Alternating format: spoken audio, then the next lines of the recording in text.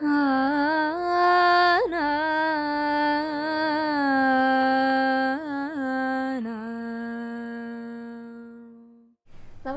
Guruvayur devotees ഓൺലൈനിലേക്ക് ഏവർക്കും സ്വാഗതം. സർവം കൃഷ്ണമയം. കൃഷ്ണായ വാസുദേവായ ദേവകീ നന്ദനായ ച നന്ദഗോപകുമാരായ ഗോവിന്ദായ നമോ നമഃ. കുറേ ദിവസങ്ങളായിട്ട് നമ്മൾ അലങ്കാരവും കഥകളും അതേപോലെ തന്നെ ഹൈന്ദവപരമായിട്ടുള്ള കാര്യങ്ങളൊക്കെയാണ് പറയാറുള്ളത്. ചോദ്യങ്ങളും മറുപടികളും ഒന്നും ഞാൻ ഉൾക്കൊള്ളിക്കാറില്ല കേട്ടോ. അപ്പോൾ പൊതുവേ ചോദ്യങ്ങൾ ഇപ്പോൾ കുറവാണ്. കാരണം ഗുരുവായൂരിലെ വിശേഷങ്ങൾ അല്ലെങ്കിൽ വഴിപാട് കാര്യങ്ങൾ ഇപ്പോൾ പലതവണയായിട്ട് പറഞ്ഞതുകൊണ്ട് ഒരുവിധം എല്ലാവർക്കും അതേക്കുറിച്ച് അറിയാം. പിന്നെ ഇങ്ങനെ ആചാരങ്ങൾ, അനുഷ്ഠാനങ്ങൾ, അതുമായി ബന്ധപ്പെട്ടിട്ടുള്ള കുറച്ച് സംശയങ്ങളാണ് ഇപ്പോഴും ഭക്തർക്കുള്ളത് കേട്ടോ. അപ്പോൾ കുറച്ച് നാളായിട്ട് അതൊന്നും കൊണ്ടുവരാത്തത് കൊണ്ട് തന്നെ ആ ചോദ്യങ്ങളൊക്കെ ആയിട്ടും അതിൻ്റെ മറുപടികളൊക്കെ ആയിട്ടാണ് ഇന്ന് വന്നിരിക്കുന്നത്. ഇതിൽ പല അനുഭവങ്ങളുണ്ട്, അങ്ങനെ കുഞ്ഞു കുഞ്ഞു സംശയങ്ങളൊക്കെ ഉണ്ട് കേട്ടോ. അപ്പോൾ തീർച്ചയായിട്ടും ഉപകാരപ്രദമാകുന്ന വീഡിയോ തന്നെയായിരിക്കും. എല്ലാവരും വീഡിയോ മുഴുവനായിട്ട് കാണാൻ ശ്രമിക്കുക. നമുക്ക് ആ ചോദ്യങ്ങളിലേക്കും മറുപടികളിലേക്കും ഒക്കെ കടക്കുന്നതിന് മുൻപായിട്ട് ഗുരുവായൂരപ്പൻ്റെ അലങ്കാരം പറഞ്ഞുകൊണ്ട് തുടങ്ങാം കേട്ടോ. ഇന്നലത്തെ ഗുരുവായൂരപ്പൻ്റെ അലങ്കാരം പറയാം. ഭഗവാൻ ഇന്നലെ ഒരു സ്പെഷ്യൽ അലങ്കാരത്തിലായിരുന്നു കേട്ടോ. അപൂർവമായിട്ടാണ് ഇങ്ങനെയുള്ള സ്പെഷ്യൽ അലങ്കാരങ്ങളൊക്കെ വരിക. അല്ലെങ്കിൽ ഓടക്കുഴലൂതുന്ന അല്ലെങ്കിൽ മുരളീധരനായിട്ട് വെണ്ണക്കടനൊക്കെ ആയിട്ട് അങ്ങനെയായിരുന്നല്ലോ ഇന്നലത്തെ അലങ്കാരം. പക്ഷേ ഒരു ആനയുമായിട്ടുള്ള മൽപ്പിടുത്തായിരുന്നു കേട്ടോ. കൂലയാപീഠത്തിനെ യുദ്ധത്തിലെ തോൽപ്പിച്ചിട്ട് കുമ്പൂരി നിൽക്കുന്ന ഭഗവാനായിട്ടായിരുന്നു. ഒരു വീരയോദ്ധാവിനെ പോലെ. ചെറിയൊരു ഉണ്ണിയാണെങ്കിൽ കൂടെ കീഴ്പ്പെടുത്തിയിരിക്കുന്നത് വലിയ ഒരു മദയാനേനെയാണ് കേട്ടോ. വളരെ മനോഹരമായിട്ട് ചാർത്തിയിട്ടുള്ള അലങ്കാരമായിരുന്നു. ആനയെ, അതായത് കുവലയാപീഠത്തിനെ കുമ്പൂരിയിട്ട് കീഴ്പ്പെടുത്തി നിൽക്കുന്ന ഭഗവാനായിട്ടായിരുന്നു. അപ്പൊ ഈ അലങ്കാരം കാണുമ്പോൾ ഇതിന്റെ കഥയൊക്കെ പലർക്കും അറിയുന്നുണ്ടായിരിക്കും. മുൻപൊരിക്കൽ ഞാൻ പറഞ്ഞിട്ടുണ്ട്. തൻ്റെ സ്വന്തം അമ്മാവനാണ് ഭഗവാനെ, അതായത് കണ്ണനെ വധിക്കാനായിട്ട് ഈ ആനയെ അവിടെ കൊണ്ടുവന്ന് നിർത്തിയിട്ടുണ്ടായിരുന്നത്. പക്ഷെ എത്ര വലിയ ആനയാണെങ്കിലും, എത്ര മതമിളകി നിൽക്കുന്ന ആനയാണെങ്കിലും, അതായത് എത്ര ശക്തിമാനാണ് തനിക്കെതിരെ നിൽക്കുന്നതെങ്കിലും ഈ ചെറിയൊരു ബാലന് അതൊക്കെ വളരെ നിസ്സാരമായിരുന്നു. എന്തൊരു നമ്മൾ പറയുമ്പോൾ എത്ര സിമ്പിളായിട്ടാണ് ഭഗവാൻ ആ ആനയുടെ കഥ കഴിച്ചത്. അതിൻ്റെ കാലിനിടയിലൂടെ അങ്ങോട്ടോടി ഇങ്ങോട്ടോടി. ആനയ്ക്ക് പോലും മനസ്സിലായില്ല എന്താണ് ഈ സംഭവിക്കുന്നത്, ഈ കൊച്ചുകുട്ടി എന്താ ചെയ്യണേന്ന് പോലും ആനയ്ക്ക് മനസ്സിലായിട്ടില്ല. അവസാനം എന്ത് ചെയ്തു, അതിൻ്റെ ആ തുമ്പി അങ്ങടെ വലിച്ചു പിടിച്ച് ആ മസ്തകത്തിലുണ്ട ചാവിട്ടി നിർത്തിയിട്ട് കൊമ്പ് രണ്ടും അങ്ങടെ വലിച്ച് ഊരിയെടുത്തു. അങ്ങനെയാണ് ആ ഒരു ആനയുടെ കഥ കഴിച്ചത്. എല്ലാവരും അത്ഭുതത്തോടെ നോക്കി നിന്ന ആ ഒരു ചെറിയ ഒരു കുഞ്ഞു ബാലന്റെ ഒരു വികൃതി എന്ന് തന്നെ പറയാം. വികൃതി ആയിട്ടല്ല കംസന് തോന്നിയതെങ്കിൽ കൂടിയിട്ട് നമുക്കതൊരു വികൃതി ആയിട്ടാണ് തോന്നുക. അങ്ങനെയാണെന്നല്ലോ നമ്മൾ ഭഗവാന്റെ കഥകൾ പറയാം. അപ്പൊ ഈ ഒരു അലങ്കാരം കാണുമ്പോൾ, ഈ ഒരു കഥ കേൾക്കുമ്പോൾ ഭഗവാൻ നമ്മുടെ അടുത്ത് പറയുന്ന ഒരു സന്ദേശം കൂടി ഉണ്ട് കേട്ടോ. അതായത് നമ്മുടെ ജീവിതത്തിലെ നമ്മൾ അഭിമുഖീകരിക്കേണ്ട പ്രശ്നങ്ങൾ, നമ്മൾ പോകുന്ന വഴിയിൽ പലരെയും കാണും, പല ബുദ്ധിമുട്ടുകളും നമുക്കുണ്ടാകും. അത്രയേറെ അപകടം പിടിച്ച വഴികളിലൂടെയൊക്കെ നമുക്ക് സഞ്ചരിക്കേണ്ടതായിട്ട് വരും. അതാണ് ജീവിതം. അങ്ങനെയാണ് ജീവിതത്തിന്റെ ആ ഒരു വശങ്ങൾ വരുന്നത്. അപ്പൊ എന്തൊക്കെ പ്രശ്നങ്ങൾ നമുക്കുണ്ടെങ്കിലും, എത്ര വലിയ പ്രശ്നമാണെങ്കിലും ഭഗവാൻ അതൊക്കെ നിസ്സാരമാണ്. വളരെ നിസ്സാരമായിട്ടാണ് അതെല്ലാം ഭഗവാൻ പരിഹരിക്കുക. അപ്പൊ നമ്മൾ എന്ത് ചെയ്യണം, ഈ ആനയെ ഉപമിച്ചിരിക്കുന്നത് നമ്മുടെ പ്രശ്നങ്ങളുമായിട്ടാണ്, നമ്മുടെ ജീവിതത്തിൽ നമ്മൾ നേരിടേണ്ടതായിട്ടുള്ള പ്രതിസന്ധികളുമായിട്ടാണ്. പക്ഷെ അതിൻ്റെ എല്ലാം പരിഹാരം എന്താണ്? അത് ഭഗവാനാണ്. ഭഗവാന് മാത്രമേ അതിനൊക്കെ പരിഹാരം കാണാനായിട്ട് സാധിക്കുള്ളൂ. അപ്പൊ നമ്മൾ എന്ത് ചെയ്യണം, എത്ര വലിയ പ്രശ്നമാണെങ്കിലും ഭഗവാനെ, ഈ ആനയുടെ അത്രയും വലിപ്പമുള്ള പ്രശ്നങ്ങളാണ് എനിക്കുള്ളത്. നിരവധി പേർക്ക് അങ്ങനത്തെ ബുദ്ധിമുട്ടുകൾ ഉണ്ടായിരിക്കും. ഈ ആനയെ മുഴുവനായിട്ട്, ഈ കുവലയാപീഠത്തിനെ ഇതാ ഞാൻ ഭഗവാനെ സമർപ്പിക്കുന്നു. വേഗം അതിൻ്റെ കൊമ്പൂരിയതുപോലെ തന്നെ എന്നെ എൻ്റെ പ്രശ്നങ്ങളിൽ നിന്ന് ഊരിക്കൊണ്ടുവരണേ ഭഗവാനെ എന്ന് മാത്രം പ്രാർത്ഥിച്ചാൽ മതി. കാരണം ഭഗവാനെ അത് സാധിക്കുള്ളൂ. നമുക്ക് സാധിക്കാത്ത കാര്യങ്ങളെല്ലാം ഭഗവാനെ നിസ്സംശയം സാധിക്കുന്ന കാര്യങ്ങളാണ്. അപ്പൊ എന്ത് ചെയ്യണം, എന്ത് പ്രശ്നങ്ങളുണ്ടെങ്കിലും അത് ഭഗവാനിൽ സമർപ്പിക്കുക. അപ്പൊ അതിനെല്ലാം പരിഹാരം കാണാനായിട്ട് നമ്മുടെ ഉണ്ണി അവിടെ ഉണ്ട്. നമ്മൾ വിളിച്ചാൽ മാത്രം മതി, നമ്മൾ ഭഗവാന്റെ അടുത്ത് പറഞ്ഞാൽ മാത്രം മതി, ഇനി ഭഗവാനെ ഒന്ന് സ്മരിച്ചാൽ മാത്രം മതി. അപ്പോഴും ഭഗവാൻ നമ്മുടെ രക്ഷയ്ക്കായിട്ട് വരും എന്നാണ് പറയണത്. അപ്പോൾ ആ കൂവലയാപീഠം എന്നുള്ള വലിയ ഒരു പ്രശ്നത്തിൻ്റെ കൊമ്പൂരിയതുപോലെ തന്നെ നമ്മുടെ എല്ലാ പ്രശ്നങ്ങളിൽ നിന്നും ഭഗവാൻ നമ്മളെ ഊരിത്തരാനായിട്ട് നന്നായിട്ട് ഭഗവാന്റെ അടുത്ത് പ്രാർത്ഥിച്ചോളൂ കേട്ടോ. ഭഗവാന്റെ പാദങ്ങളിലെ എല്ലാവരും ഒന്ന് നമസ്കരിച്ചോളൂ. ഗുരുവായൂരപ്പ ശരണം എന്നൊന്ന് കമന്റ് ബോക്സിൽ രേഖപ്പെടുത്തിക്കോളൂ. നമുക്ക് ചോദ്യങ്ങളിലേക്ക് കടക്കാം കേട്ടോ. ആദ്യം ചോദിച്ചിരിക്കുന്നത് സരിത PH എന്നൊരു ഭക്തിയാണ്. അതായത് സരിതയുടെ ബുക്ക് നാരായണീയമാണ്. അത് അമ്പലത്തിലേക്ക് ഒരാൾ ചൊല്ലാനായിട്ട് കൊണ്ടുപോയി. അതിലെന്തെങ്കിലും കുഴപ്പമുണ്ടോ എന്നാണ് ചോദിച്ചിരിക്കുന്നത് കേട്ടോ. ആ ചോദ്യത്തിൽ തന്നെ എന്തോ ഒരു കുഴപ്പമുണ്ട്. കാരണം നമ്മൾ ഒരിക്കലും അങ്ങനെ ചിന്തിക്കാനായിട്ട് പാടില്ല. അവരെന്താ ചെയ്തത്? നമ്മുടെ കയ്യിലുള്ള പുസ്തകം നാരായണീയം മറ്റൊരാൾക്ക് വായിക്കാനായിട്ടാണ് നമ്മൾ കൊടുത്തത്. അത് ഭഗവാനെ അല്ലേ കൊടുക്കുന്നത്, അല്ലെങ്കിൽ ഭഗവാനെ അറിയാനായിട്ടാണ് ഒരാൾ വന്നിരിക്കുന്നത്. അപ്പൊ അതിന് നമ്മളൊരു നിമിത്തമാകുക ചെയ്തേ. വേറെ ആരുടെ അടുത്തേക്കും അവർക്ക് പോകാനായിട്ട് തോന്നിയില്ല, നമ്മുടെ അടുത്തേക്കാണ് വരാനായിട്ട് തോന്നിയത്. ഒന്ന് നോക്കൂ, അപ്പൊ നമ്മൾ വായിച്ചുകൊണ്ടിരിക്കുന്ന ഒരു പുസ്തകമാണ്. അപ്പൊ സ്ഥിരമായിട്ട് വായിക്കുകയാണെങ്കിൽ, കുറച്ച് പഴയ പുസ്തകമൊക്കെ ആണെങ്കിൽ തീർച്ചയായിട്ടും നമുക്ക് അതിനോടൊരു അടുപ്പുണ്ടായിരിക്കും. അതുകൊണ്ടായിരിക്കാം അങ്ങനെ ഒരു ചോദ്യം വന്നിട്ടുണ്ടായിരിക്കും. പിന്നെ ഇപ്പൊ നമ്മൾ നാരായണീയം എഴുതിക്കൊണ്ടിരിക്കുകയാണല്ലോ, അപ്പോൾ സുരഭിക്ക് ചിലപ്പോൾ എഴുതിക്കൊണ്ടിരിക്കുമ്പോൾ ആ പുസ്തകം അടുത്ത് വേണമായിരിക്കും, അതുകൊണ്ടും കൂടി ആയിരിക്കാം അങ്ങനെ ഒരു ചോദ്യം വന്നിട്ടുണ്ടായിരിക്കാം. പക്ഷേ നമ്മൾ എപ്പോഴും ചിന്തിക്കേണ്ട ഒരു കാര്യം എന്ന് വെച്ചാൽ, നമ്മൾ വായിച്ചുകൊണ്ടിരിക്കുന്ന ആ ഒരു പുസ്തകത്തിൽ നമ്മളിപ്പോൾ പൂജിക്കുന്ന ഭഗവാന്റെ വിഗ്രഹം പോലെ തന്നെ ഒരു ചൈതന്യം ഉണ്ടായിരിക്കും. നമ്മൾ എല്ലാ ദിവസവും വിളക്ക് കൊളുത്തി വെക്കുകയാണ്, ചന്ദനത്തിരി കാണിക്കുകയാണ്, അല്ലെങ്കിൽ നേദിയൊക്കെ കൊടുക്കുകയാണ്. അങ്ങനെയുള്ള ഭഗവാന്റെ ഒരു വിഗ്രഹത്തിന് എന്തായാലും ഒരു ചൈതന്യം ഉണ്ടായിരിക്കും. അപ്പോൾ ക്ഷേത്രത്തിലെ പോലെ അല്ല എന്നാണ്, ക്ഷേത്രത്തിൽ പോലെ എന്നല്ല ഞാൻ പറയണത്. പക്ഷേ നമുക്ക് സ്വയം, അല്ലെങ്കിൽ നമ്മൾ സംസാരിക്കുന്ന ആ ഒരു ഭഗവാനായിട്ട്, നമ്മൾ കാര്യങ്ങൾ ഷെയർ ചെയ്യുന്ന ഒരു ഭഗവാനായിട്ട് കാണുമ്പോൾ ഒരു ചൈതന്യം ഉണ്ടായിരിക്കും. അതേപോലെ തന്നെയാണ് നാരായണീയം പുസ്തകവും. നമ്മളത് സ്ഥിരമായിട്ട് ഉപയോഗിക്കുകയാണെങ്കിൽ, ഇപ്പോൾ നാരായണീയം മാത്രമല്ല കേട്ടോ, ഭഗവത് കഥകൾ പറയുന്ന എന്താണെങ്കിലും നമ്മളത് എന്നും ഉപയോഗിച്ച് കഴിഞ്ഞാൽ അതിനോടൊരു പ്രത്യേക അറ്റാച്ച്മെന്റ് ഉണ്ടായിരിക്കും, അതിലൊരു ചൈതന്യം ഉണ്ടായിരിക്കും. അപ്പോൾ അതാണ് നമ്മൾ കൊടുക്കുന്നത്. അപ്പം മറ്റുള്ളവർക്കും കൂടെ ഭഗവാനെ അനുഭവിച്ചറിയാനുള്ള ഒരു അവസരം കൂടിയാണ്. അപ്പം അതിലൊന്നും യാതൊരു കുഴപ്പവും ഇല്ല കേട്ടോ. അവരെന്തായാലും തിരിച്ചു തരൂലോ, സ്വന്തമായിട്ട് എടുക്കാൻ വേണ്ടി കൊണ്ടുപോയതല്ലല്ലോ, വായനയ്ക്കായിട്ട് കൊണ്ടുപോയതാണ്, അവരുടെ അടുത്ത് ഇല്ലാത്തത് കൊണ്ട് കൊണ്ടുപോയതാണ്. അപ്പം എന്തായാലും അവരത് തിരിച്ചു തരും. ഇനി മനസ്സിൽ അങ്ങനെ ഒരു സങ്കടം ഉണ്ടെങ്കിൽ എന്നാ അത് തിരിച്ചു ലഭിക്കുക എന്നൊന്ന് ചോദിക്കുക. കുറച്ച് താമസം എടുക്കുമെങ്കിൽ നമ്മൾക്ക് വാങ്ങിക്കാനുള്ള ഒരു സാഹചര്യം, പുതിയത് വാങ്ങിക്കാനുള്ള ഒരു സാഹചര്യം ഉണ്ടെങ്കിൽ നമുക്ക് വാങ്ങിക്കാം. അതായത് അപ്പോഴത്തെ ആ ഒരു കാര്യം നടക്കാനായിട്ടും, ഇപ്പൊ നാരായണീയം പകർത്തി എഴുതുന്നുണ്ടെങ്കിൽ അത് ചെയ്യാനായിട്ട് വേറെ ഒരെണ്ണം വാങ്ങിക്കുന്നതിൽ വിരോധമൊന്നുമില്ല കേട്ടോ. പക്ഷെ അത് കൊടുത്തത് കൊണ്ട് യാതൊരുവിധ കുഴപ്പവും ഇല്ല. തിരിച്ചു തരാനായിട്ടാണ് കൊടുത്തിരിക്കുന്നത്, സ്വന്തമായിട്ട് എടുക്കാൻ കൊടുത്തതല്ല. അങ്ങനെ പ്രത്യേകിച്ചൊന്നും പറഞ്ഞിട്ടില്ല കേട്ടോ. എന്തായാലും കൊടുക്കുന്നതിലൊന്നും യാതൊരു വിരോധവും ഇല്ല. അതൊക്കെ വളരെ നല്ല കാര്യമാണ്.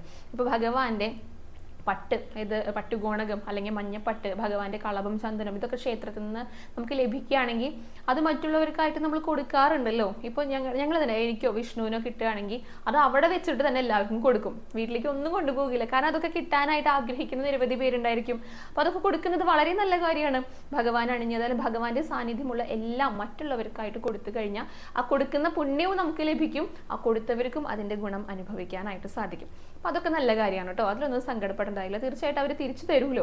അതുകൊണ്ട് നഷ്ടപ്പെടും എന്നുള്ള സങ്കടമുണ്ട്. നഷ്ടപ്പെടുമോ എന്നുള്ള സങ്കടം കൊണ്ടൊക്കെ ആയിരിക്കാം ചിലപ്പോൾ അങ്ങനെ പറഞ്ഞിട്ടുണ്ടായിരിക്കാം. അപ്പോൾ നാരായണീയം വായിക്കാനായിട്ട് കൊടുക്കുന്നതിൽ യാതൊരുവിധ കുഴപ്പവും ഇല്ല കേട്ടോ. അടുത്തത് അഞ്ജു അരുൺ എന്നൊരു ഭക്ത ചോദിച്ച ചോദ്യമാണ് കേട്ടോ. നമുക്ക് ക്ഷേത്രത്തിൽ നിന്ന് ലഭിക്കുന്ന ചന്ദനത്തിന്റെ ഒപ്പം പുഷ്പാഞ്ജലി ഒക്കെ ചെയ്ത് കഴിഞ്ഞാൽ കളഭോ അല്ലെങ്കിൽ ചന്ദനോ അല്ലെങ്കിൽ കുങ്കുമോ ഒക്കെ ലഭിക്കുമ്പോൾ അതിൻ്റെ ഒപ്പം പൂക്കൾ ലഭിക്കുമല്ലോ. അത് കൊണ്ടുവന്നിട്ട് നമ്മുടെ വീട്ടിലുള്ള ഭഗവാന് വെച്ച് കൊടുക്കുന്നതിൽ എന്തെങ്കിലും വിരോധമുണ്ടോ എന്നാണ് ചോദിച്ചിരിക്കുന്നത്. അതായത് നമ്മൾ ഉപയോഗിക്കുന്നതിന് മുൻപായിട്ട്, നമുക്കത് തലയിൽ ചൂടാം, അതിന് മുൻപായിട്ട് ഭഗവാന് കൊണ്ടുവന്ന് വെക്കുന്നതിലാണ് ചോദിച്ചിരിക്കുന്നത് കേട്ടോ. അങ്ങനെയൊന്നും യാതൊരുവിധ വിരോധവും ഇല്ല. അതൊക്കെ നമ്മുടെ വീട്ടിൽ, നമ്മൾ സാധാരണ ക്ഷേത്രം പോലെയല്ല നമ്മുടെ വീട്, നമ്മുടെ പൂജാമുറി എന്ന് പറയുന്നത് രണ്ടും തമ്മിൽ വ്യത്യാസമുണ്ട്. ക്ഷേത്രത്തിന് താന്ത്രികപരമായിട്ടുള്ള കാര്യങ്ങളുണ്ട്, അപ്പൊ അങ്ങനെയുള്ള വ്യത്യാസങ്ങളൊക്കെ ഉണ്ട്. അപ്പൊ അതുകൊണ്ട് തന്നെ നമുക്ക് കൊണ്ടുവന്ന് വെച്ചത് കൊണ്ടൊന്നും യാതൊരു വിരോധവും ഇല്ല കേട്ടോ. ഇവിടെ തന്നെ പലരും സംശയം ചോദിക്കാറുണ്ട്, അതിന് മറുപടിയും പറയാറുണ്ട്. ഇപ്പോൾ ഉണ്ടമാല അല്ലെങ്കിൽ തിരുമുടിമാലയൊക്കെ ഷീട്ടാക്കിയിട്ട് അത് കിട്ടിക്കഴിഞ്ഞാൽ അത് കുറച്ച് അധികം ഉണ്ടായിരിക്കുമല്ലോ, കുറച്ച് വലിയ മാലയായിരിക്കും, തുളസി അല്ലെങ്കിൽ തെച്ചിയും താമരയും ഒക്കെ ഇങ്ങനെ കോർത്തിട്ടുള്ള മാലയായിരിക്കും. അപ്പൊ അത് കയ്യിൽ കിട്ടി, അപ്പൊ നല്ല സന്തോഷം. പിന്നെ എല്ലാവർക്കും അടുത്ത സംശയം, ഇനിയിപ്പോൾ ഇത് എന്താ ചെയ്യണ്ടേ എന്നാണ് അടുത്ത സംശയം. അപ്പൊ അങ്ങനെ പലരും ചോദിക്കാറുണ്ട് കേട്ടോ. അപ്പൊ മാലയായിട്ട് നമുക്ക് വീട്ടിൽ കൊണ്ടുവരണമെങ്കിൽ നമുക്ക് കൊണ്ടുവരാം, വീട്ടിൽ നമ്മുടെ പൂജാമുറിയിൽ കൊണ്ടുപോയി വെക്കാം, അല്ലെങ്കിൽ ചാർത്ത് എന്താണെങ്കിലും ചെയ്യാം, അതിലൊന്നും വിരോധമില്ല. ഇപ്പൊ നമ്മുടെ തലയിൽ ചൂടാനായിട്ട് സാധിക്കുമോ? അത് തലയിൽ ചൂടാം എന്ന് ഞാൻ മുൻപ് പറഞ്ഞിട്ടുണ്ട്. ഇനിയിപ്പോ ഭഗവാൻ അണിഞ്ഞതാണല്ലോ, അത് ഭഗവാൻ അണിഞ്ഞ് ചാർത്തിയത്, ആടിയത്, ചൂടിയത് ഒക്കെ ഭഗവാന്റെ പ്രസാദമാണ്. അപ്പൊ ഈ കളഭം, ചന്ദനം, പായസങ്ങൾ, അങ്ങനെയുള്ള നീതികൾ അതേപോലെ തന്നെ പ്രസാദമാണ് ഈ മാലകളും. അപ്പൊ അതുകൊണ്ട് തന്നെ ഈ പ്രസാദം മറ്റുള്ളവർക്ക് കൊടുക്കാം. അപ്പൊ ഈ മാലയൊക്കെ പൊട്ടിച്ചിട്ട് ആ കുറേശ്ശെ പൂക്കളായിട്ട് കൊടുക്കാന്നൊക്കെ പറഞ്ഞിട്ടുണ്ടായിരുന്നു. ഇത് വീട്ടിലേക്കും കൊണ്ടുപോകാന്നും പറഞ്ഞിട്ടുണ്ടായിരുന്നു. പിന്നെ എന്താന്ന് വെച്ചാല് നമ്മളത് എവിടെയെങ്കിലും കൊണ്ടുപോയിട്ട് വെക്കുക എന്നതിലുപരി ഭഗവാന്റെ അടുത്ത് തന്നെ വെക്കുക. ഇപ്പൊ ക്ഷേത്രങ്ങളിൽ ലഭിക്കുന്ന പൂക്കളാണെങ്കിൽ കൂടിയിട്ട് അത് ഭഗവാന്റെ അടുത്ത് കൊണ്ടുപോയി വെക്കുക, അവിടെ ഇവിടെയൊന്നും വെക്കാതിരിക്കുക. അങ്ങനെയൊക്കെയാണ് ശ്രദ്ധിക്കാനുള്ളത് കേട്ടോ. അല്ലെങ്കിൽ അനാവശ്യമായിട്ട് ഇപ്പൊ ചവിട്ടി നടക്കുന്ന സ്ഥലത്തൊന്നും വീഴാതെ സൂക്ഷിക്കുക, അത്രയൊക്കെ ഉള്ളൂ. ഭഗവാന്റെ അടുത്ത് കൊണ്ടുപോയിട്ട് വെക്കാം. പിന്നെ പിറ്റേ ദിവസം ആവുമ്പോഴേക്കും ഈ പൂക്കളൊക്കെ വാടിയിട്ടുണ്ടായിരിക്കും. വാടിക്കഴിഞ്ഞാൽ തന്നെ അതിന് നമുക്കറിയാലോ, അതിൻ്റെ മണമൊക്കെ മാറും, അതിൻ്റെ ആ സുഗന്ധമൊക്കെ പോയിട്ടുണ്ടായിരിക്കും, പിന്നെ അതിൻ്റെ രൂപമൊക്കെ മാറി തുടങ്ങിയിട്ടായിരിക്കും. അപ്പോൾ എന്ത് ചെയ്യണം, നമ്മൾ കൊണ്ടുപോയി വെക്കുക എന്ന് മാത്രമല്ല, അതിൻ്റെ ആ ഒരു കുറച്ച് സമയം കഴിഞ്ഞാൽ അത് കേടുവരും. അപ്പോൾ അതെടുത്ത് മാറ്റുകയും കൂടി ചെയ്യണം കേട്ടോ. അല്ലാതെ അവിടെ വെച്ചിട്ട് അത് ചീഞ്ഞിട്ട് അത് ഉണങ്ങിയിട്ട് അങ്ങനെയല്ല. അപ്പോൾ അതിൽ ചന്ദനമോ കളവോ അതൊന്നും മാറ്റം വരില്ല, അതൊക്കെ അവിടെ ഇരുന്നോളും, കുറച്ച് നാൾക്കെങ്കിലും അവിടെ ഇരുന്നോളും. പക്ഷെ പൂക്കൾ കൊണ്ടുപോയി വെക്കാം, പക്ഷെ കേട് വരുന്ന സമയമാകുമ്പോൾ അത് തീർച്ചയായിട്ടും മാറ്റിയിരിക്കണം. അത്രയേ ഉള്ളൂ, കൊണ്ടുവന്ന് വെക്കുന്നതിലൊന്നും വിരോധമല്ല കേട്ടോ. അടുത്ത ചോദ്യം ചോദിച്ചിരിക്കുന്നത് അനിത ഗുരുവായൂരപ്പൻ എന്ന് പറഞ്ഞിട്ടുള്ള ഐ ഡി എന്നാണ് കേട്ടോ. അനിത ചേച്ചിയുടെ പേരിനൊപ്പം തന്നെ ഗുരുവായൂരപ്പൻ എന്നുള്ള പേരും കൂടി ഉണ്ട്. ചോദ്യപ്രകാരമാണ്, തുളസി തറയിൽ നിന്ന് തുളസി എടുത്തിട്ട് ഭഗവാനെ വെക്കാമോ എന്നാണ്. പലരും അത് അരുത് എന്ന് പറയുന്നുണ്ട്, അത് ശരിയാണോ എന്നാണ് ചോദിച്ചിരിക്കുന്നത് കേട്ടോ. അപ്പം അതേക്കുറിച്ച് പറയാം. പലരുടെയും വീടുകളിൽ തുളസി തറയൊക്കെ ഉണ്ടായിരിക്കും. ഇനിയിപ്പോൾ അത് തറയായിട്ടല്ലെങ്കിലും തുളസി ചെടികൾ ധാരാളമായിട്ട് ഇപ്പോൾ ചെറിയൊരു ചെടിച്ചട്ടിയിലെങ്കിലും വെച്ചിട്ടുണ്ടായിരിക്കും. അപ്പോൾ തുളസിയുടെ സാന്നിധ്യം ഒട്ടുമിക്ക വീടുകളിലും ഉണ്ടായിരിക്കും. തുളസി തറയിൽ നിന്ന് തുളസി പറിച്ചെടുത്തിട്ട് ഭഗവാനെ വെക്കാട്ടോ, അതിലൊന്നും യാതൊരുവിധ വിരോധമില്ല. എന്തുകൊണ്ടാണെന്നറിയോ തുളസി തറയുന്ന ചിലരെങ്കിലും അങ്ങനെ പറയണത്, അരുത് എന്ന് പറയണത്? കാരണം ഇപ്പൊ തുളസി തറയിലെ തുളസി ചെടിയുണ്ട്, അത് നല്ല ഭംഗിയിൽ ഇങ്ങനെ വളർന്നു നിൽക്കുന്നുണ്ട്. അപ്പൊ നമ്മൾ അതിന് ഇലകൾ പറിച്ചു കഴിഞ്ഞിട്ടുണ്ടെങ്കിൽ അതിന്റെ ഭംഗി കുറയൂലോ. അത് നിൽക്കുന്നത് കാണാൻ തന്നെ ഒരു ഭംഗിയാണ്, അത് നോക്കുന്നവർ കണ്ടിട്ടുള്ളവർക്ക് അറിയുന്നുണ്ടായിരിക്കും. അപ്പൊ അത് നില പറിച്ചു കഴിഞ്ഞാൽ അതിന് അതിലേക്ക് പോകുമ്പോൾ ഒരു ശൂന്യത അനുഭവപ്പെടും, ഒരു അഭംഗി വരും. അതുകൊണ്ടാണ് പറിക്കരുതെന്ന് പറയണത്. ഇപ്പൊ കുട്ടികളൊക്കെ ആണെങ്കിൽ ശരിയാണ്, അവരടുത്ത് പറിക്കരുതെന്ന് പറയും. ഇനിയിപ്പൊ അങ്ങനെ അവരങ്ങനെ പറിക്കാൻ നിന്ന് കഴിഞ്ഞാൽ അതെല്ലാം അതിന്റെ മൊത്തത്തിൽ ചിലപ്പോൾ എടുത്തുനിന്ന് വരും, കൂറുമ്പന്മാരും കൂറുമ്പികളൊക്കെ ഉണ്ടെങ്കിൽ. അപ്പൊ അങ്ങനെയൊക്കെയാണ്, അതിന്റെ ഭംഗി പോകാതിരിക്കാൻ വേണ്ടിയിട്ടൊക്കെ ആയിരിക്കും പലരും അങ്ങനെ പറയുന്നുണ്ടായിരിക്കും കേട്ടോ. അതല്ലാതെ പറിക്കുന്നതിൽ യാതൊരു വിരോധവും ഇല്ല, പറിക്കുന്നത് നല്ലതാണ്. ഭഗവാനെ സമർപ്പിക്കുന്ന തുളസിയൊക്കെ ഭഗവാനെ ഏറ്റവും പ്രിയപ്പെട്ടതാണ്. അപ്പൊ അത് എവിടെ നിന്ന് വേണമെങ്കിലും നമുക്ക് പറിക്കാം, ഭഗവാനെ പുഷ്പാഞ്ജലിയൊക്കെ ചെയ്യാം. ശ്രദ്ധിക്കേണ്ട കാര്യം എന്താണെന്ന് വെച്ചാൽ അതിൻ്റെ ആ കതിര് വരുമല്ലോ, കതിര് വരുന്നതിന് മുൻപ് വേണം അത് എടുക്കാനായിട്ട്. കാരണം കതിര് ഭഗവാന്റെ ദേഹത്ത് കൊണ്ടു കഴിഞ്ഞാൽ വേദനിക്കും എന്നാണ് പറയാം. മുൻപ് ഞാൻ പറഞ്ഞിട്ടുണ്ട് കേട്ടോ. അതുകൊണ്ടാണ് വളരെ സോഫ്റ്റ് ആയിട്ടുള്ള പൂക്കൾ, അതുപോലെ ഇപ്പോൾ തുളസിയില അതൊക്കെ എടുക്കണത് കതിര് വരുന്നതിന് മുൻപ് എടുക്കും. ചില പുഷ്പങ്ങളൊന്നും എടുക്കില്ല. ഈ തെച്ചി എടുക്കുമ്പോൾ തന്നെ ആ വിടർന്നിട്ടുള്ള തെച്ചിപ്പൂവാണ് എടുക്കുക, മൊട്ടെടുക്കില്ല. കാരണം മൊട്ട എന്താ, അതിന്റെ കൂർത്ത അഗ്രം കൊണ്ടു കഴിഞ്ഞാൽ ഭഗവാന് വേദനിക്കും. ഭഗവാനും നമ്മളെ പോലെ തന്നെയാണെന്നാണ് നമ്മുടെ സങ്കല്പം. വെറും ഒരു ശിലയല്ല, അല്ലെങ്കിൽ വെറും ആ പ്ലാസ്റ്റർ ഓഫ് പാരീസിലിരിക്കുന്ന ജീവനില്ലാത്ത വിഗ്രഹമാണ് നമ്മൾ ആരെങ്കിലും സങ്കല്പിക്കാറുണ്ടോ? ഇല്ല, ഭഗവാന് ജീവനുണ്ട്. അതുകൊണ്ടാണ് നമ്മൾ എല്ലാ കാര്യങ്ങളും പറയണത് കേൾക്കണത്. അപ്പൊ വേദനിക്കാതിരിക്കാൻ വേണ്ടിയിട്ടാണ് കതിര് വെക്കരുതെന്ന് പറയുന്നത് കേട്ടോ. അതല്ലാതെ തുളസി ഇലയൊക്കെ നമുക്ക് പറിച്ചിട്ട് ഭഗവാന് പുഷ്പാഞ്ജലിയൊക്കെ ചെയ്യാം, മാലയൊക്കെ കെട്ടാം. തുളസി തറയിൽ നിന്ന് തന്നെ പറിക്കുന്നതിൽ വിരോധമൊന്നുമില്ല. അത് എടുത്തു കഴിഞ്ഞാൽ പിന്നെ അടുത്തത് വളർന്നു വന്നോളും. അതിന് നന്നായിട്ട് നട്ട് പരിപാലിച്ചാൽ മാത്രം മതി. അപ്പൊ അങ്ങനെയാണെങ്കിൽ അത് പിന്നെയും പുതിയ പുതിയ ഇലകൾ വന്നോളൂ കേട്ടോ. ആ ഭംഗി വരാതിരിക്കാൻ വേണ്ടിയിട്ടായിരിക്കാം പലരും അങ്ങനെ പറയുന്നുണ്ടാകുക എന്ന് തോന്നുന്നു. അപ്പൊ തുളസി തറയിൽ നിന്നൊക്കെ തുളസിയൊക്കെ പറിച്ചോളൂ, ഭഗവാന് പുഷ്പാഞ്ജലി ചെയ്തോളൂ, മാലയൊക്കെ കെട്ടിക്കോളൂ കേട്ടോ. അടുത്തത് വീണ എന്നൊരു ഭക്ത ചോദിച്ച ചോദ്യമാണ് കേട്ടോ. വീണയ്ക്ക് ഒരു മകളുണ്ട്, ഒരു മോളുണ്ടായിട്ടുണ്ട്. അപ്പോൾ അവർ വിദേശത്താണ് ഇപ്പോൾ താമസിക്കുന്നത്, മസ്കറ്റിലാണ്. അപ്പോൾ കുട്ടിക്കാണെങ്കിൽ 6 മാസം ആവാനായി, ചോറൂണിൻ്റെ സമയമായിട്ടുണ്ട്. ഗുരുവായൂരപ്പന് മുന്നിൽ വന്നിട്ട് ചോറൂണ് നടത്താമെന്നാണ് പ്രാർത്ഥിച്ചിരിക്കുന്നത്. പക്ഷെ ഇപ്പോഴത്തെ യുദ്ധ സാഹചര്യങ്ങളൊക്കെയാണ്, അവിടെ നിന്ന് വരാനൊക്കെ ആയിട്ട് ബുദ്ധിമുട്ടായതുകൊണ്ട് എന്താ ചെയ്യണ്ടേ? അപ്പോൾ 6 മാസത്തിൽ എന്തായാലും നാട്ടിലേക്ക് വരാനായിട്ട് സാധിക്കില്ല. അപ്പോൾ പിന്നെ എങ്ങനെയാണ് ഇനി അടുത്ത തവണ വരുമ്പോൾ എപ്പോഴാണ് ഇനി കൊടുക്കാനായിട്ട് പറ്റുക, ചോറൂണ് നടത്താനായിട്ട് പറ്റുക എന്നാണ് ചോദിച്ചിരിക്കുന്നത് കേട്ടോ. അപ്പോൾ അതിൻ്റെ മറുപടിയാണ് പറയണത്. അതിലെ 2 തരത്തിൽ ചെയ്യാം. നിലവിലെ അപ്പോൾ 6 മാസം ആവാൻ പോകുകയാണ്, കുട്ടീനെ കൊണ്ടുവരാനായിട്ട് സാധിക്കില്ല. നമ്മൾ 5ാമത്തെ പക്കപ്പിറന്നാൾ കഴിഞ്ഞിട്ട് 6ാമത്തെ പിറന്നാളിനെ മുൻപായിട്ടാണ് ചോറൂണ് നടത്തുക. അപ്പോൾ ആ ഒരു സമയത്ത് കുട്ടിക്ക് വരാൻ പറ്റില്ല, ആ കാര്യം ഉറപ്പാണ്. അപ്പോൾ മസ്കറ്റ് എന്ന് പറഞ്ഞ സ്ഥലത്തൊക്കെ ആണെങ്കിൽ അപ്പോൾ അങ്ങനെയുള്ള ചില വിദേശ രാജ്യങ്ങളിലൊക്കെ ക്ഷേത്രങ്ങൾ ഉണ്ടായിരിക്കും, ശ്രീകൃഷ്ണ ക്ഷേത്രമോ അല്ലെങ്കിൽ ഏതെങ്കിലുമൊക്കെ ക്ഷേത്രങ്ങൾ ഉണ്ടായിരിക്കും. അവിടെയൊക്കെ പോകാൻ സൗകര്യമുണ്ട്. അവിടെയും ഇതുപോലെയുള്ള ചോറൂണ്, അന്നപ്രാശം പോലുള്ള ചടങ്ങുകൾ ഉണ്ടായിരിക്കും. അപ്പോൾ അവിടെയൊക്കെ പോയിട്ട് ചെയ്യാൻ സാധിക്കുമെങ്കിൽ അവിടെ നിന്ന് ചെയ്തോളൂ. എന്തായാലും കുട്ടിക്ക് ചോറൂണ് നൽകണമല്ലോ, കാരണം മുതിർന്ന് വരികയാണ്. നമുക്ക് അവർക്ക് അതും കൂടെ ചെയ്തിട്ട് നമ്മൾ പഠിപ്പിക്കണം, അവരുടെ ശരീരത്തിലേക്ക് അതും കൂടെ ചെല്ലണമല്ലോ. അപ്പോൾ അങ്ങനെയുള്ള ക്ഷേത്രങ്ങൾ തൊട്ടടുത്ത് ആ രാജ്യത്തുണ്ടെങ്കിൽ അവിടെ പോയിട്ട് ചെയ്യാം. ഇനിയിപ്പോൾ അതിന് സാധിക്കില്ലെങ്കിൽ, അതും പറ്റാത്ത സാഹചര്യമാണെങ്കിൽ വീട്ടിൽ തന്നെ ചെയ്യാം. നിലവിളക്കൊക്കെ കൊളുത്ത് വെച്ചിട്ട് ചോറൂണിന് എന്തൊക്കെയാണ് നമ്മൾ ചോറുണ്ടായിരിക്കും, പപ്പടം, അങ്ങനെ ഉപ്പ്, അങ്ങനെയുള്ളതൊക്കെ ചേർത്തിട്ട് പായസം അങ്ങനെയൊക്കെ ചേർത്തിട്ട് നമുക്ക് സ്വന്തമായിട്ട് വീട്ടിലും നല്ലൊരു ദിവസം നോക്കിയിട്ട് വീട്ടിലും ചോറൂണ് നടത്താം. പിന്നെ ഈ സമയത്തൊന്നും പറ്റിയില്ലെങ്കിൽ, അതായത് 6ാം മാസം നടത്താൻ പറ്റിയില്ലെങ്കിൽ പിന്നെ 8ാം മാസമാണ് നടത്തുക. അങ്ങനെയാണ് പറഞ്ഞു കേട്ടിരിക്കുന്നത് കേട്ടോ. അപ്പോൾ 8-ാം മാസത്തിൽ വരാൻ സാധിക്കുമെങ്കിൽ, ഇതിപ്പോൾ പലർക്കുമുള്ള സംശയമായിരിക്കും, അതുകൊണ്ടാണ് ഉൾപ്പെടുത്തിയിരിക്കുന്നത്. അവരുടെ അടുത്ത് ഞാൻ പറഞ്ഞു, പിന്നെ ഇത് ഉൾപ്പെടുത്തിയിരിക്കുന്നത് ഇങ്ങനെ സംശയങ്ങൾ ഉള്ളവർക്കായിട്ടാണ്. അപ്പോൾ 6-ാം മാസം പറ്റിയില്ലെങ്കിൽ പിന്നെ 8-ാം മാസം ചെയ്യാം. എന്തായാലും പിറന്നാളിന് മുൻപായിട്ട് ചെയ്തിരിക്കണം. കാരണം 1-ാം പിറന്നാളിന്റെ പിറന്നാൾ സദ്യയെ കുറിച്ച് നമ്മൾ പറഞ്ഞിട്ടുണ്ടായിരുന്നു. പിറന്നാളിന്റെ അന്ന് കുട്ടീനെ പിറന്നാൾ കൂട്ടണല്ലോ, വിളക്കത്ത് കൂട്ടണല്ലോ. അപ്പോൾ അതിന് വേണ്ടിയിട്ട് അതിന് മുന്നേ നമ്മൾ ചോറൂണ് നടത്തിയിരിക്കണം. അപ്പോൾ 1 വയസ്സിന് മുൻപായിട്ട് തീർച്ചയായിട്ടും നടത്തിയിരിക്കണം.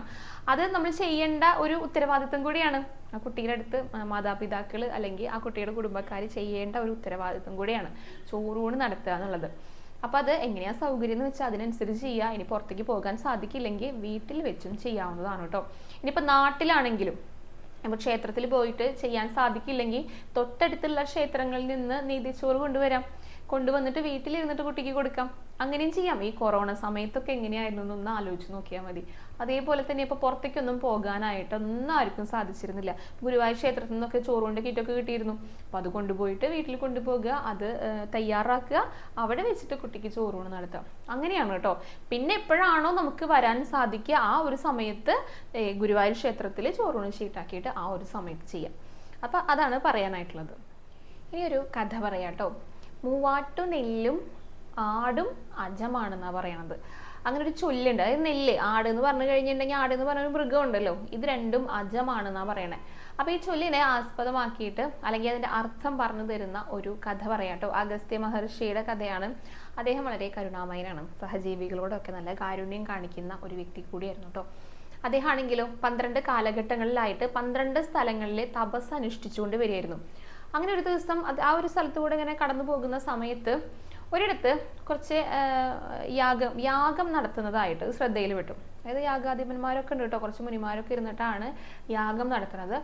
അപ്പോൾ അദ്ദേഹം അങ്ങോട്ടേക്ക് ചെല്ലുക. അപ്പോൾ തൊട്ടടുത്തായിട്ട് ഒരു ആടിനെ കെട്ടിയിട്ടിട്ടുണ്ട്. ഇദ്ദേഹത്തിന് മനസ്സിലായി ഈ യാഗം നടത്തുന്ന സമയത്ത് ബലി നൽകാൻ വേണ്ടിയിട്ടാണ് ഈ ആടിനെ കെട്ടിയിട്ടിരിക്കണമെന്ന് മനസ്സിലായി. അപ്പോൾ അതിനെ കണ്ടപ്പോൾ ഇദ്ദേഹത്തിന് സങ്കടം വന്നു. പൊതുവേ കുറച്ച് കാരുണ്യമൊക്കെ ഉള്ള ആളാണ്. അപ്പോൾ ഇതിനെ ഇനി ഇത് കൊല്ലൂലോ, അതിന്റെ ജീവൻ നഷ്ടപ്പെടൂലോ എന്ന് ആലോചിച്ചിട്ടാണ് അദ്ദേഹത്തിന് സങ്കടം വന്നത് കേട്ടോ. അങ്ങനെ വേഗം അവിടേക്ക് ചെന്നു. എന്നിട്ട് ചോദിച്ചു, എന്തിനു വേണ്ടിയിട്ടാണ് ഇതിനെ കെട്ടിയിട്ടിരിക്കണേന്ന് ചോദിച്ചു. അതിനെ അഴിച്ചു വിടും, അത് പാവല്ലേ, അത് സ്വതന്ത്രനായിട്ട് പൊക്കോട്ടെ എന്ന് പറഞ്ഞു. അപ്പോൾ ഈ യാഗം നടത്തുന്നവർ പറഞ്ഞു, അതെ, ഞങ്ങളിവിടെ കെട്ടിയിട്ടിരിക്കണത് ഇത് വേദങ്ങൾ പറയുന്നത് പോലെയാണ് ഞങ്ങൾ യാഗം നടത്തുന്നത്. അപ്പോൾ അതിന്റെ ഭാഗമായിട്ടാണ് ഞങ്ങൾ ഇതിനിവിടെ കെട്ടിയിട്ടിരിക്കണതെന്ന് ചോദിച്ചു. അപ്പോൾ എന്താ പറയണതെന്ന് ചോദിച്ചു കേട്ടോ. അപ്പോൾ പറഞ്ഞു, അതായത് ശാസ്ത്രം പറയണത് എന്താന്ന് വെച്ചാൽ ഈ യാഗം നടത്തിയിട്ട് ഈ ആടിനെ ബലി നൽകുക, അതാണ് ഉദ്ദേശിക്കുന്നത്, അതിന് വേണ്ടിയിട്ടാണെന്ന് പറഞ്ഞു. അപ്പോൾ പറഞ്ഞിരിക്കുന്ന വരികളൊന്ന് കൃത്യമായിട്ട് പറയൂ എന്ന് പറഞ്ഞു ഈ അഗസ്ത്യമുനി. അപ്പോൾ അവർ പറഞ്ഞു കൊടുത്തു, അതായത് ഈ ഹവിസ്സായിട്ട് ആടിനെ ബലി നൽകുകയാണെങ്കിൽ ദേവന്മാരൊക്കെ പ്രസാദിക്കും. അവരുടെ അനുഗ്രഹം കൊണ്ട് ഈ നാട് മുഴുവൻ എല്ലാം മംഗളകരമായിട്ട് മാറും. നാടിന് മുഴുവൻ അവരുടെ അനുഗ്രഹം ഉണ്ടായിരിക്കും, അഭിവൃദ്ധി ഉണ്ടാകും എന്നൊക്കെയാണ് പറഞ്ഞിരിക്കുന്നത് എന്ന് പറഞ്ഞു. അപ്പോൾ ചോദിച്ചു, ഈ അജത്തിനെ ബലി നൽകുക എന്നാണ് എഴുതിയിരിക്കുന്നത് കേട്ടോ. അപ്പോൾ അജത്തിന്റെ അർത്ഥം എന്താണെന്ന് ചോദിച്ചു അഗസ്ത്യമുനി. അപ്പോൾ പറഞ്ഞു, അജം എന്ന് പറഞ്ഞു കഴിഞ്ഞാൽ ആടാണ് എന്ന് പറഞ്ഞു. അപ്പോൾ അദ്ദേഹം പറഞ്ഞു, അല്ല, തെറ്റാണ് നിങ്ങൾ പറഞ്ഞത് എന്ന് പറഞ്ഞു. അദ്ദേഹം പറഞ്ഞു, മൂവാട്ടു നെല്ല് എന്നാണ് ഈ അജം എന്ന വാക്കിന്റെ അർത്ഥം. അതായത് ഈ മുളയ്ക്കാനുള്ള ശേഷി നഷ്ടപ്പെട്ട നെല്ല്, അല്ലെങ്കിൽ 3 മാസത്തിനുള്ളിൽ വിളവെടുക്കാൻ സാധിക്കുന്ന നെല്ല് എന്നാണ് അജം എന്ന വാക്കിന്റെ അർത്ഥം എന്ന് പറഞ്ഞു. അതൊക്കെ കേട്ടു, അയ്യോ അങ്ങനെയാണോ എന്ന് ചോദിച്ചു അവിടെ എല്ലാവരും. അതേന്ന് പറഞ്ഞു. അപ്പം ഞങ്ങൾ ഇത്രയും നാളും ചെയ്തത് തെറ്റായിട്ടില്ലേ, ഞങ്ങൾ ഇങ്ങനെയല്ലേ ചെയ്തതെന്ന് പറഞ്ഞു. അതെ, അങ്ങനെ തന്നെയാണെന്ന് പറഞ്ഞു. അതായത് പർവ്വത പ്രദേശങ്ങളിൽ നിന്ന് ലഭിക്കുന്ന ഈ മൂവാട്ട് നെല്ലിനെയാണ് അജം എന്ന് പറയാന്ന് പറഞ്ഞു. അപ്പം ഇനിയിപ്പോൾ ഞങ്ങൾ എന്താ ചെയ്യേണ്ടതെന്ന് ചോദിച്ചു ഞങ്ങളുടെ തെറ്റ് തിരുത്താനായിട്ട്. അപ്പം നിങ്ങൾ ആദ്യം ഈ ആടിനെ മോചിപ്പിക്കുക, എന്നിട്ട് ഈ നെല്ല് ഉപയോഗിച്ച് അത് ഹവിസായിട്ട് സമർപ്പിക്കുക എന്ന് പറഞ്ഞു. അപ്പോൾ ഇവർ പറഞ്ഞു, അയ്യോ ഇനിയിപ്പോൾ ഞങ്ങൾ ഇങ്ങനെ സമർപ്പിച്ചു കഴിഞ്ഞാൽ അത് ദേവേന്ദ്രൻ സ്വീകരിക്കുമോ എന്നുള്ള ഒരു ഭയം ഞങ്ങൾക്കുണ്ട്, അങ്ങ് തന്നെ ഈ യാഗത്തിന് നേതൃത്വം നൽകണം എന്ന് പറഞ്ഞു. അങ്ങനെ അദ്ദേഹം സന്തോഷത്തോടു കൂടി സമ്മതിച്ചു. യാഗമൊക്കെ നടത്തിയിട്ട് അതിലെ ഹവിസായിട്ട് ഈ നെല്ലാണ് സമർപ്പിച്ചത്. എന്നിട്ട് അതിൻ്റെ അവസാനം ഭഗവാൻ, അതായത് ദേവേന്ദ്രനെ പ്രത്യക്ഷപ്പെടുത്തിയിട്ട് ഈ ഹവിസ് അങ്ങ് സ്വീകരിക്കണം, എല്ലാവരെയും അനുഗ്രഹിക്കണം, ഇനി മുതൽ ജീവബലി നൽകാനും പാടില്ല എന്നും പറഞ്ഞിട്ടാണ് ആ ഒരു യാഗം അവിടെ സമർപ്പിക്കുന്നത്. ദേവേന്ദ്രനും സന്തോഷമായി, അദ്ദേഹം സന്തോഷത്തോടു കൂടി സ്വീകരിച്ചു. ഈ യാഗം നടത്തിയതിൻ്റെ എല്ലാ അനുഗ്രഹങ്ങളും പൂർണ്ണമായി തന്നെ എല്ലാവർക്കും നൽകുന്നു പറഞ്ഞു. അതോടൊപ്പം തന്നെ ജീവബലിയും അതോട് കൂടിയിട്ട് അവസാനിച്ചു. അങ്ങനെ അഗസ്ത്യ മഹർഷിയാണ് ഈ ബലി നൽകുക എന്നുള്ള ഒരു കാര്യം അവസാനിപ്പിച്ചത് എന്ന് പറഞ്ഞു കേട്ടിട്ടുണ്ട് കേട്ടോ.